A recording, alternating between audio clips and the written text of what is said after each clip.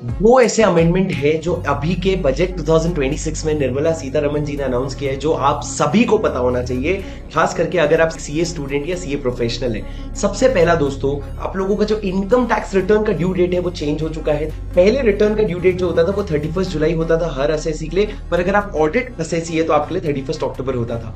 अब हमने वो 31 जुलाई को दो कैटेगरी में डिवाइड कर दिया। अब हमने कहा अगर आप एक इंडिविजुअल हो जो आईटीआर 1 और आईटीआर 2 फाइल करते हो, जो बेसिक आईटीआर होता है, तो आप लोगों के लिए ड्यू डेट 31 जुलाई ही रहेगा। लेकिन अगर आप एक असेसी हो जिसका पीजीपीपी इनकम होता है, बिजनेस इनकम या प्रोफेशनल इनकम है, पर आपका ऑडिट अगर नहीं होता है, तो उस केस में आपके लिए एक नया ड्यू डेट इंट्रोड्यूस किया गया है 31 अगस्त। तो अब एक चार्टर्ड अकाउंटेंट जो है वो पूरा साल बिजी रहेगा। आपका 31 जुलाई को आपका इंडिविजुअल का ड्यू डेट, 31 अगस्त को पीजीबीपी इनकम जिनका ऑडिट नहीं होता है उनका ड्यू डेट, 30 सितंबर को आपकी ऑडिट रिपोर्ट का ड्यू डेट, 31 अक्टूबर को आपका ऑडिटेड रिटर्न का ड्यू डेट, और उसके बाद 30 नवंबर को ट्रांसफर प्राइसिंग ऑडिट वाले रिटर्न का ड्यू डेट। दूसरा इन्होंने जो कहा, sir concessional tax rate companies के लिए जो सेक्शन 115 BAA एप्लीकेबल था उसको प्रमोट करने के लिए इन्होंने मैट के प्रोविजन में चेंजेस किया है। सबसे पहले इन्होंने कहा मैट जो है अब वो फाइनल टैक्स होगा। अगर आपका मैट अगर आप पे करते हो तो आपको उसके ऊपर कोई मैट क्रेडिट नहीं मिलेगा इस साल ऑनवर्ड्स।